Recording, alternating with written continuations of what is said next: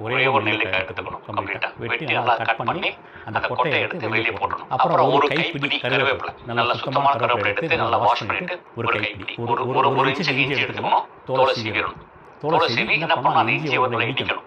நல்லா இடிச்சிட்டு ஒரு துணியில போட்டு புளிஞ்சிடணும். ஒரு சின்ன கப்பில் வச்சு புளிஞ்சு வச்சிட்டோம்னா ஒரு 10 நிமிஷம் கழிச்சு பார்த்தா மேலே கீழே சுண்ணாம்பு தேங்கிடும், மேலே இஞ்சி தண்ணி இருக்கும். அப்புறம் பார்த்தா வில்வ இலை, வில்வ பார்த்தா ஒரு 9 பீஸ் இருக்கும், இலையில 9 12 இருக்கும். வில்வ இலையை எடுத்து போடணும். இதில் இந்த பண்ணக்கூடிய இந்த காய்கறி ஜூஸ்ல வில்வ இலை அதுக்கு ஒரு நூல் இருக்கு, எடுத்து வச்சுக்கணும்.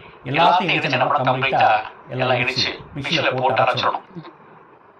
அப்போ அந்த இஞ்சி கீழே சுண்ணாம்பு போக அதை எடுத்து ஊற்றி எல்லாம் மிக்ஸ் பண்ணிடணும். கம்ப்ளீட்டா மிக்ஸ் பண்ண அழகாக ஜூஸ் கிடைக்கும். தேவைப்பட்ட தயிர் கொஞ்சம் ஆட் பண்ணிக்கலாம். தண்ணி தேவைப்பட்ட தண்ணி ஊற்றி வேண்டியது.